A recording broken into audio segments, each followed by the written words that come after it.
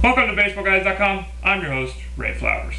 The Red Sox, they've had a lot of injuries to deal with, most recently Josh Beckett on the mound, but it's the loss of two outfielders that's really hampered their ability to do much on offense. Spark plug and leadoff man Jacoby Ellsbury has been out, as well as the veteran Mike Cameron. Now Cameron suffered a recent setback with his abdominal groin issue. He hopes to be back by early next week, but Ellsbury's been performing very well. His ribs apparently aren't giving him as much trouble as he thought they might, and he's actually hopeful of being activated as early as this weekend.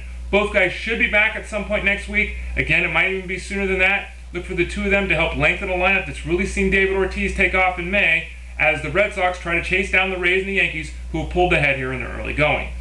Giants have some struggles in the fifth spot in the rotation. They've got Todd Wellmeyer, who, if he didn't have one of the 5 best batting average on balls in play in all of baseball, would be a disaster right now. Even with that fact, his numbers are still terrible. Giants wanted to go with Madison Bumgarner in that fifth spot in the rotation. He lost some velocity, had a really poor spring. They sent him down in the minors. So, of course, they're going to bring him up now that he's had some success and Wellmeyer struggled, right? Now, not so fast. It looks like the Giants might be bringing a pitcher up to take the spot of Wellmeyer, but it's going to be Eric Hacker. Who the heck is Eric Hacker? It's a very good question. He's a career journeyman, minor leaguer type. He's been extremely effective in the PCL this year. He's 7-1 with a 2.20 ERA. He's pitching phenomenally. Looks like the Giants might bring him up instead of Bumgarner because the thinking going into this decision would be, let's let Bumgarner stay in the minors, let's let Bumgarner continue to have success there, and bring him up for keeps once we finally bring him up. Again, this is not an official move that's been made at this point, but it looks like, if we're reading between the tea leaves, that's how the Giants are going to play things in the short term. Another situation where there's going to be a change in the starting lineup is with the Mariners. Now, Rowland-Smith has been awful all year. He hasn't been able to get anyone out, and he just hasn't been giving the Mariners much of a chance to win in those games he's pitched. So the Mariners are going to make the decision to go to Snell, reinserting him back into the starting lineup, starting rotation, a role as a starter that he's filled for basically the majority of his career. He's had some success in the past with the Pirates. He had that huge strikeout game in the minors last year. I think he had 17 strikeouts when he was temporarily sent down. There's some reason to be excited about this move here in an AL-only league. I still don't think it rises to the level of mixed league interest. The Mariners do have a good defense, and they do play in a great park for pitchers, though. So if you're desperate for help and you need innings, Snell might be an option at this point. Tommy Hanson, one of the top 10 pitchers in all of baseball in the early going here, not for some trouble picking up victories because of some bad run support. He would be probably the talk of the league right now, at least in that NL division with the Braves. Well, he came in today with a 2.88 ERA. He left the game with a mark of 4.18. He got 5 outs today and gave up 8 earned runs. I actually had a chance to watch the game on television. His stuff was good. He just was having a lot of problems locating it, and he paid the price for that, showing you that it doesn't matter how hard you throw or how good your stuff is. If you don't locate it, major league hitters will find a way to get to you. Don't freak out if you're a Hanson owner. This is just a one-time thing. It didn't look like he was injured. He was still throwing 95 miles an hour the entire time. Just a bad outing. Unfortunately, one you're going to have to suck up, but look for that ERA to come down moving forward. He should be just fine.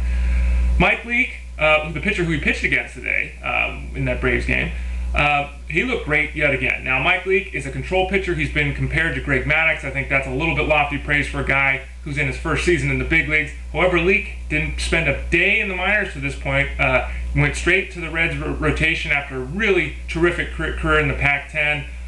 He's now had 7 quality starts and has 8 trips to the hill. He continues to pitch well. He doesn't have the upside, anywhere near the upside of a Hanson, because he doesn't possess the ability to strike batters out. But if you can control both sides of the strike zone and pitch up and down like Leake has done so far, you can be an extremely effective major league hurler. And it looks like as a rookie, Leake is already to that level. Jorge Posada, bad news with him at the Yankees. He's got a cracked bone in his foot. He's rumored to be out about 4 weeks. He came out and flat out said, there's no way in hell I'm going to be out 4 weeks. I will be back.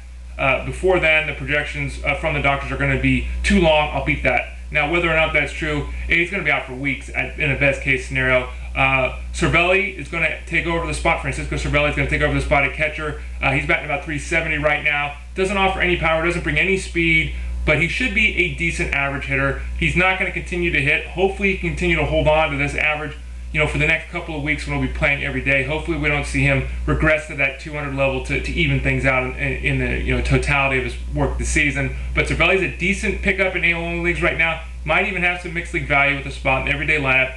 Remember that Yankees lineup is pretty good. And finally, two situations to talk about in the bullpen. One with the Orioles, Mike Gonzalez.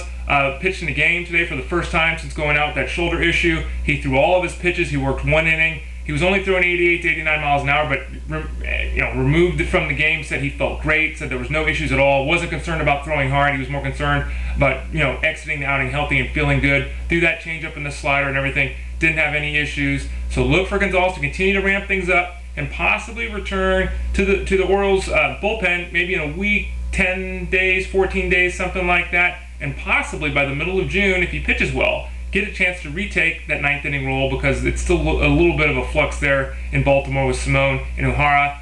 And then finally, we've got the case of Kerry Wood, and it's a disastrous case of Kerry Wood here in the Indians bullpen in that 9th inning for the club. Now, Chris Perez had a chance to take over when Kerry Wood was injured. He didn't quite have as much success as he liked. His strikeout rate is down from last year. His walk rate is way up. Basically pitched an awful lot like Kerry Wood has as well, just not that effective. Now, Wood came back from his injury. He was rushed through the minor leagues. I think the Indians totally botched how they handled this situation. I believe he had 2 outings in the minors. One of them was disastrous, much like Wood's outing the other night was disastrous. Wood has now pitched 3.1 innings this year with the Indians. His ERA is 18.9. His WHIP is 3.6. Yeah, not good at all for Kerry Wood. I don't know what they're going to do here. I don't know if he's still hurt. He was throwing reportedly 97 miles an hour in the outing, so his arm still looked okay. But obviously there's a lot to fix here. The Indians might have to give a lot of consideration to moving Perez back in the 9th inning role, or even Tony Sipp, who are both pitching much, much better than Kerry Wood right now. Again, I blame the Indians for rushing that guy back to the game action, thinking they got to do something here to bump up his trade value so they can move him. It's not going to do the Indians or Kerry Wood owners any good if he's pitching like he is right now. Again, I'm Ray Flowers, this is BaseballGuys.com. Thanks for joining me, and have a good day.